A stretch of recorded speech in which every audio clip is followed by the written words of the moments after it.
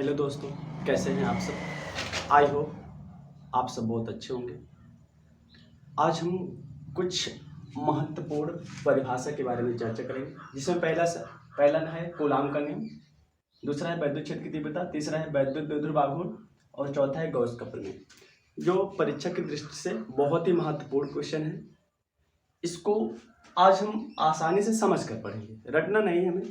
चलिए देखते हैं पहला क्वेश्चन, कूलाम का नियम।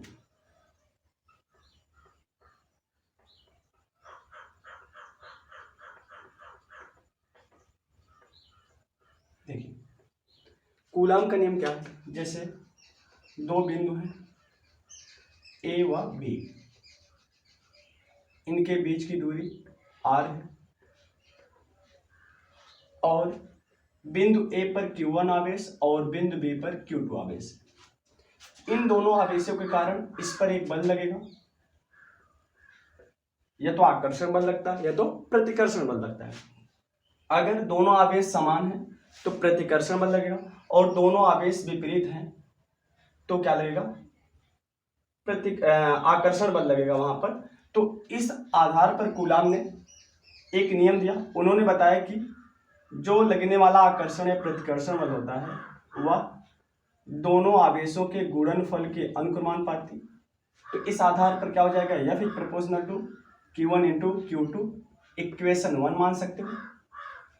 दूसरा इन्होंने बताया कि इन दोनों आवेशों के बीच की जो दूरी होती है उसके वर्ग के क्या होता है, व्युत्क्रमानुपाती होता है। तो F is proportional to 1/r², equation number 2। अब दोनों समीकरण को मिला दीजिए, समीकरण 1 व 2 से, समीकरण 1 व 2 से। तो F इज प्रोपोर्शनल टू हो जाएगा Q1 Q2 इंटू 1/r², तो हो जाएगा Q1 Q2 अपान r²। प्रोपोर्शनलिटी हटाते हैं, कांस्टेंट हो जाएगा।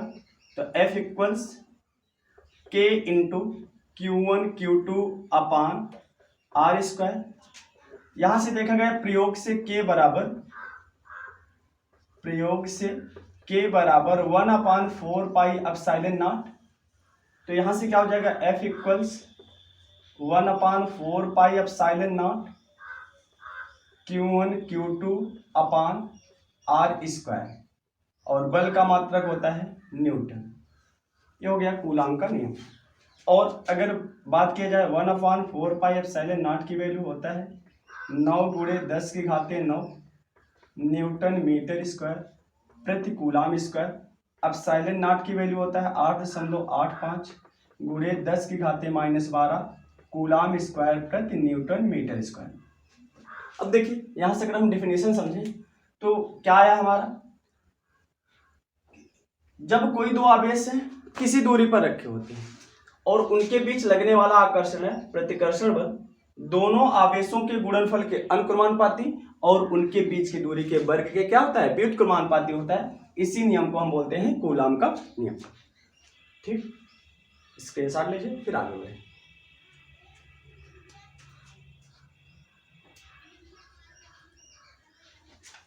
चलिए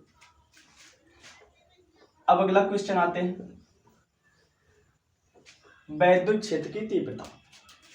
दूसरा क्वेश्चन है यहां पर वैद्युत क्षेत्र की तीव्रता।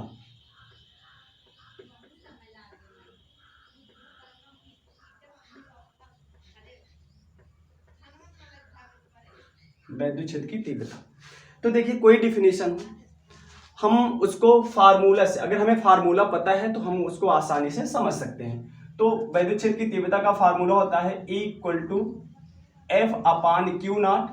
अगर Q0 को हम 1 रखते हैं, 1 कूलाम, और फिजिक्स की भाषा में 1 को हम बोलते हैं एकांक बोलते हैं, तो यहां से हो जाएगा E = F, अर्थात एकांक धन परीक्षण आवेश पर लगने वाला बल और उस धन परीक्षण आवेश की निष्पत्ति को वैद्युत क्षेत्र की तीव्रता कहते हैं। फिर से एक बार सुनिए, वैद्युत क्षेत्र में स्थित किसी धन परीक्षण आवेश पर लगने वाला बल और उस धन परीक्षण आवेश की निष्पत्ति को वैद्युत क्षेत्र की तीव्रता कहते हैं। इसको कैपिटल ई से प्रदर्शित करते हैं। अगर मात्रक की बात किया जाए, बल का मात्रक होता है न्यूटन और आवेश का मात्रक होता है कूलाम, तो इसका मात्रक हो जाएगा न्यूटन प्रति कूलाम। ठीक, चलिए आगे चलते हैं अगले क्वेश्चन पर।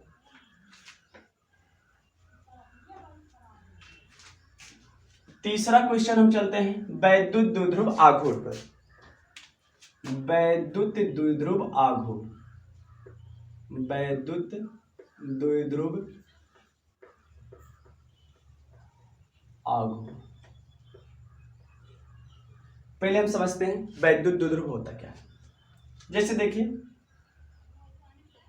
कोई दो आवेश है, एक दूसरे से, एक मान लो बिंदु ए है, ये बिंदु क्या है बी है, इस पर माइनस क्यू आवेश रखा गया, इस पर प्लस क्यू आवेश रखा गया और बीच की अल्प दूरी 2l हो, तो इस पूरे निकाय को वैद्युत द्विध्रुव कहा जाता है। कहने का मतलब जब दो परिमाण में बराबर आवेश हो और प्रकृति बिल्कुल विपरीत हो, एक पॉजिटिव तो दूसरा निगेटिव हो, तो उनके बीच की अल्प दूरी जो 2l मीटर होता है, इसी पूरे निकाय को हम वैद्युत द्विध्रुव कहते हैं। अगर इसका मध्य बिंदु O मान लेते हैं तो आधा आधा डिवाइड हो जाएगा, l दूरी यहां से हो जाएगी A से O की दूरी और O से B की दूरी भी कितना हो जाएगा L, और यही पूरा निकाय कहलाता है वैद्युत द्विध्रुव। तो वैद्युत द्विध्रुव क्या बोलोगे कि जब दो आवेश बराबर परंतु प्रकृति में विपरीत प्रकार के हों और एक दूसरे से अल्प दूरी 2l मीटर पर रखे होते हैं, तो वह पूरा निकाय वैद्युत द्विध्रुव कहलाता है। अगर बात करें वैद्युत द्विध्रुव आघूर्ण का, तो क्या होता है वैद्युत द्विध्रुव आघूर्ण क्या होता है। वैद्युत द्विध्रुव निकाय में किसी एक आवेश तथा दोनों आवेशों के बीच की अल्प दूरी के गुणनफल को ही वैद्युत द्विध्रुव आघूर्ण कहते हैं। मतलब वैद्युत द्विध्रुव आघूर्ण बराबर वैद्युत द्विध्रुव आघूर्ण ये बराबर हो जाएगा कोई एक आवेश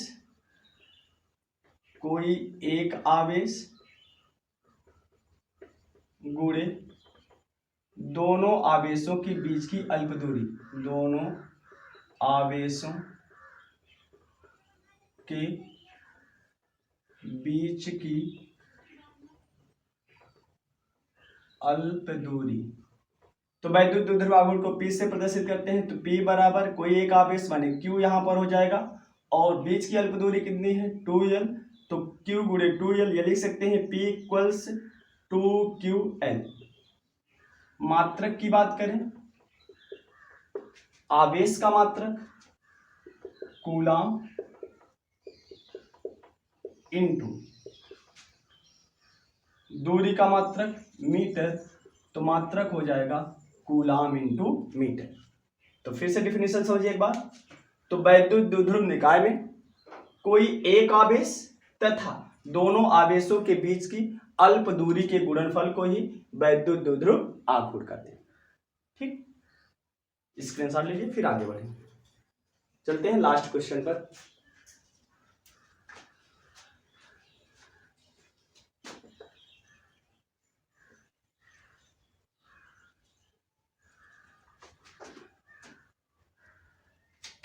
गॉस का प्रमेय।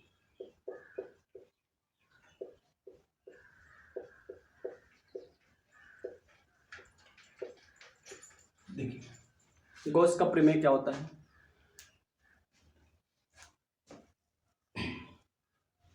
यहां पर देखिए कोई अगर एक बंद पृष्ठ है,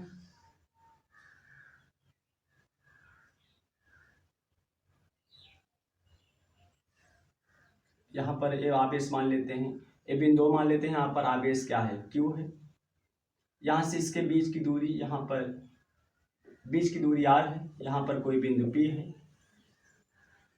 तो यहाँ पर हम कोई क्षेत्रफल वेक्टर की कल्पना करते हैं और क्षेत्रफल वेक्टर हमेशा पृष्ठ के लंबवत दिशा में होता है और वैद्युत क्षेत्र की तीव्रता की दिशा हमेशा धन आवेश से दूर की ओर होती है। तो गॉस का प्रमेय क्या बोलता है, यहाँ पर किसी बंद पृष्ठ में स्थित, किसी बंद पृष्ठ से होकर गुजरने वाला संपूर्ण वैद्युत फ्लक्स उस पृष्ठ में स्थित कुल आवेश का 1/ε0 गुना होता है। फिर से सुनिए, किसी बंद पृष्ठ से होकर गुजरने वाला संपूर्ण वैद्युत फ्लक्स, जिसको फाई ए से प्रदर्शित करते हैं, वह उस पृष्ठ में स्थित कुल आवेश का 1/ε0 गुना होता है। तो यहां से हो जाएगा फाई ई बराबर, माने वैद्युत फ्लक्स Q का 1/ε0 गुना हो जाएगा। तो यहां से फाई ई इक्वल्स हो जाएगा Q/ε0। ये हो गया। आज बस यही 4 महत्वपूर्ण परिभाषा, जिसमें कूलाम का नियम, वैद्युत क्षेत्र की तीव्रता, वैद्युत द्विध्रुव आघूर्ण और गॉस का प्रमेय, ये चारों महत्वपूर्ण परिभाषा हैं जो परीक्षा की दृष्टि से बहुत ही महत्वपूर्ण है। अगर आपको वीडियो अच्छा लगा हो, प्लीज़ चैनल को सब्सक्राइब करिए, लाइक करिए और ज़्यादा से ज़्यादा शेयर करिए।